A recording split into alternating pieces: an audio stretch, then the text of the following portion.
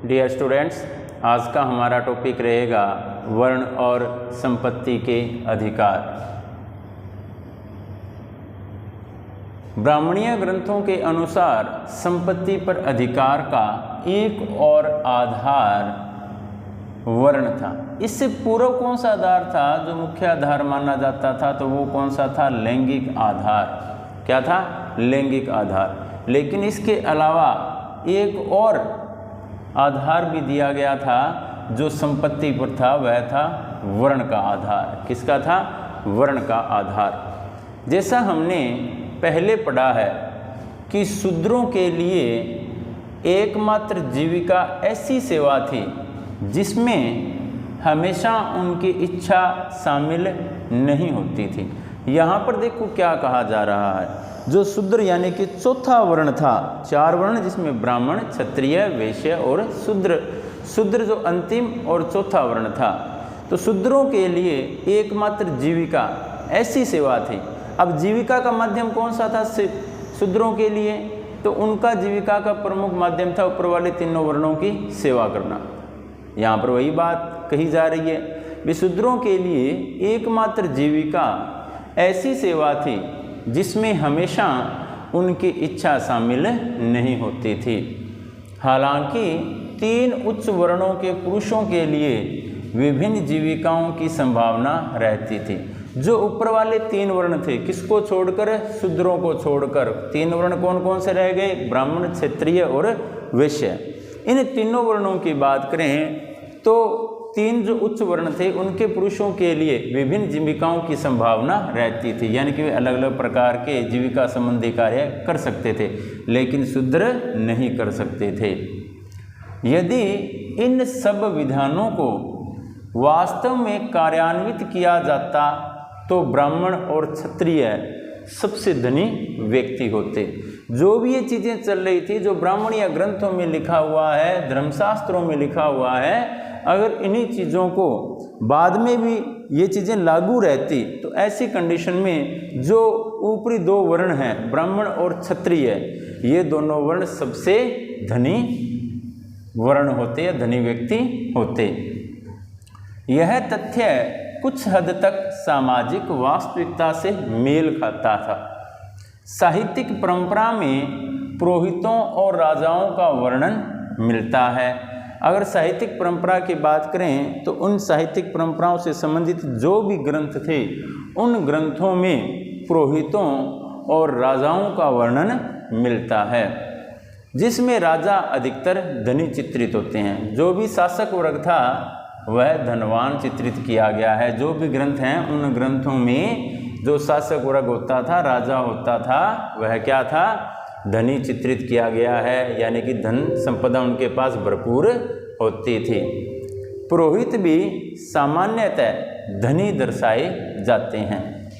सबसे ज़्यादा धनी किसे दर्शाया गया? राजा को या शासक वर्ग को।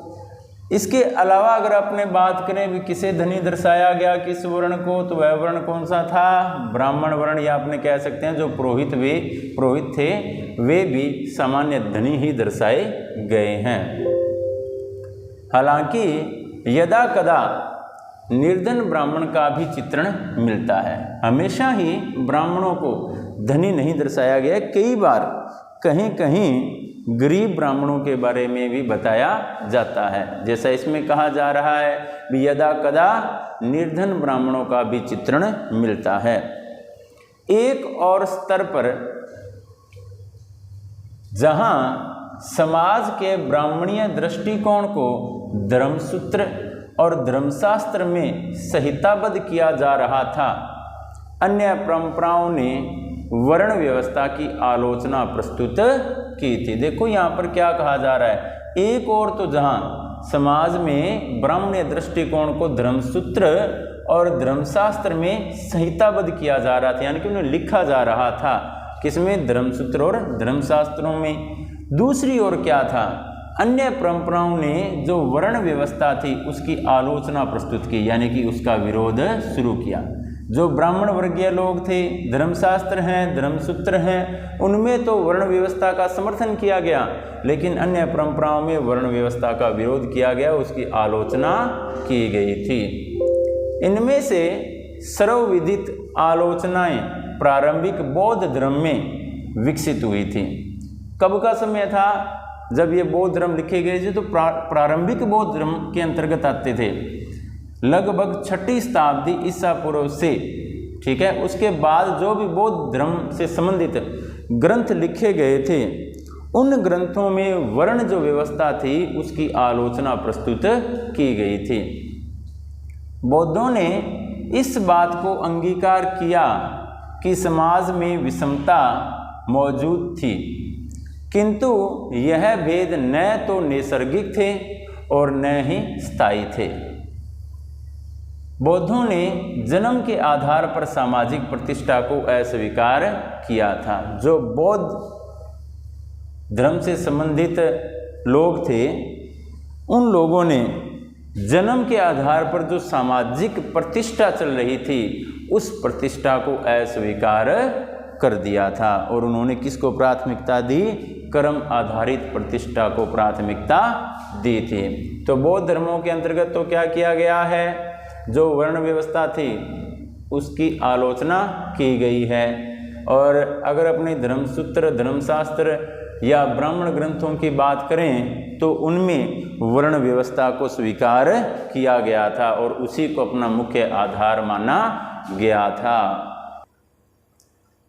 आगे हमारा टॉपिक रहेगा एक वैकल्पिक सामाजिक रूपरेखा, संपत्ति में भागीदारी। अभी तक हम उन परिस्थितियों का परीक्षण करते रहे हैं जहां लोग अपनी संपत्ति के आधार पर सामाजिक प्रतिष्ठा का दावा करते थे या फिर उन्हें वह स्थिति प्रदान की जाती थी। देखो, अब तक अध्याय में अपने किससे संबंधित टॉपिक पढ़ा था? अब तक अध्याय में अपने जो व्यक्ति विशेष है या व्यक्ति की उसकी संपत्ति के आधार पर उसकी पहचान के बारे में टॉपिक पढ़ा था। लोग अपनी संपत्ति के आधार पर सामाजिक प्रतिष्ठा का दावा करते थे या फिर उन्हें वह स्थिति प्रदान की जाती थी, और इसका प्रमुख आधार क्या था? समाज में उन लोगों की अधिक प्रतिष्ठा होना या उन्हें अधिक प्रतिष्ठा प्रदान करना। इसके पीछे रीजन क्या था? इसके पीछे रीजन था उनकी संपत्ति। किसी के पास संपत्ति कम है तो उन्हें समाज में निम्न दर्जा रखा जाता था या निम्न समझा जाता था, किसी के पास संपत्ति अधिक है तो वह उच्च समझा जाता था। यहाँ तक इसी से संबंधित हमारा टॉपिक चल रहा था। किंतु समाज में अन्य संभावनाएं भी थी। वह स्थिति जहाँ दानशील आदमी का सम्मान किया जाता था। समाज में एक और ऐसी स्थिति थी जहाँ सिर्फ संपत्ति के आधार पर व्यक्ति का सम्मान नहीं किया जाता था, बल्कि उस व्यक्ति के दानशील होने के आधार पर उसका सम्मान किया जाता था भी व्यक्ति कितना दानशील है। तथा कृपण व्यक्ति अथवा वह जो स्वयं अपने लिए संपत्ति संग्रह करता था, घृणा का पात्र होता था। एक व्यक्ति ऐसा जो दानशील होता था और एक व्यक्ति ऐसा जो संपत्ति का संग्रह करता था। तो जो दानशील व्यक्ति होता था उस व्यक्ति को तो समाज में सम्मान के भाव से देखा जाता था या उसे सम्मान दिया जाता था। लेकिन एक व्यक्ति ऐसा जो स्वयं अपने लिए संपत्ति का संग्रह करता था, उसे घृणा का पात्र माना जाता था। प्राचीन तमिलकम एक ऐसा ही क्षेत्र था जहां उपरोक्त आदर्शों को संजोया जाता था। जैसा हमने पहले पढ़ा, इससे संबंधित टॉपिक हमें पूर्व में अध्याय 2 में मिल चुका है। पहले पढ़ा क्या था? भी इस क्षेत्र में 2000 वर्ष पहले अनेक सरदारियां थी। ये अपने चैप्टर 2 में कंप्लीट कर चुके थे, सरदार और सरदारियों संबंधी टॉपिक, और ये उसी से संबंधित टॉपिक यहाँ पर बताया जा रहा है। भी इस क्षेत्र यानी कि दक्षिण भारत के अंतर्गत तमिलकम जो क्षेत्र था उसके अंतर्गत इस क्षेत्र में 2000 वर्ष पहले अनेक सरदारियां थी। यह सरदार अपनी प्रशंसा गाने वाले चारण और कवियों के आश्रयदाता होते थे।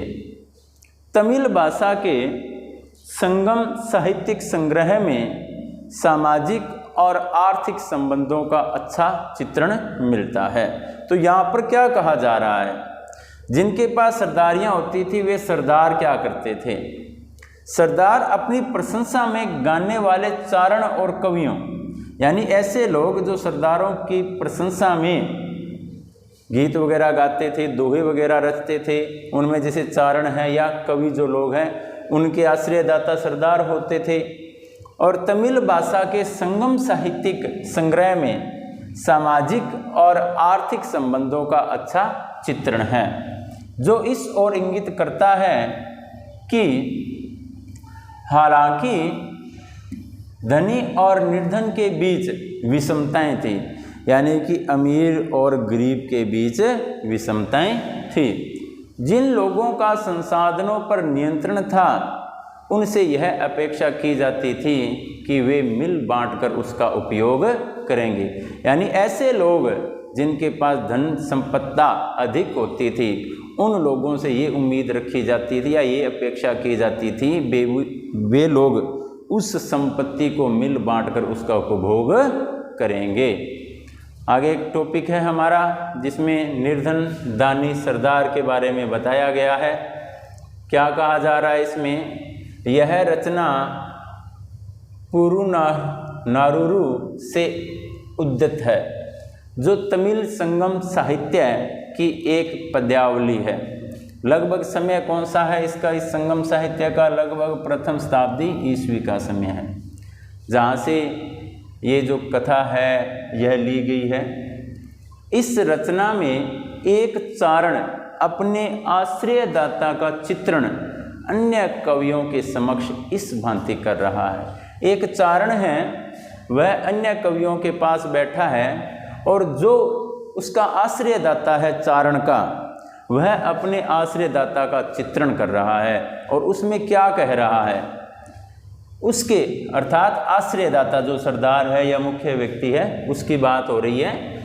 उसके पास हर रोज दूसरों पर खर्चा करने के लिए धन नहीं है, किंतु वह इतना ओछा भी नहीं है।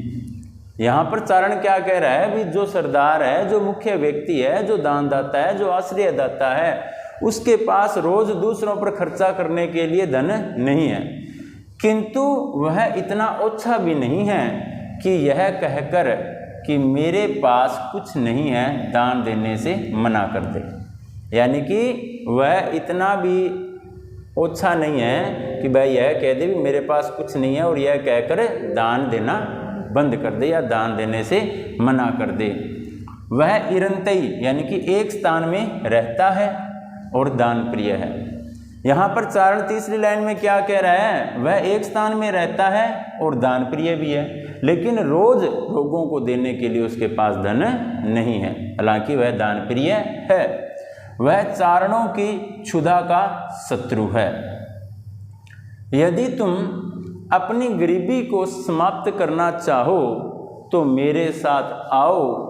तुम सभी चारण जिनके होंठ इतने दक्ष हैं, यदि हम उससे प्रार्थना करेंगे और अपनी भूख से क्षीण हुई पसलियां उसे दिखाएंगे तो वह अपने गांव के लोहार के पास जाएगा और उस सक्षम हाथ वाले से कहेगा, मुझे युद्ध के लिए एक लंबा भाला तैयार कर दो, एक ऐसा भाला जिसका सीधा फलक हो।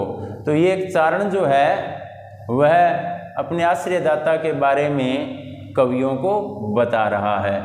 इसके बाद हमारा टॉपिक है 5 नंबर। यहाँ तक 4 नंबर टॉपिक कंप्लीट हो चुका है। 5वां टॉपिक है सामाजिक विषमताओं की व्याख्या। इसके अंतर्गत है एक सामाजिक अनुबंध। यह टॉपिक अपने आगे की वीडियो में करेंगे। आज का आपका टॉपिक कंप्लीट हुआ। आप इस टॉपिक को लर्न करें। थैंक यू बच्चों।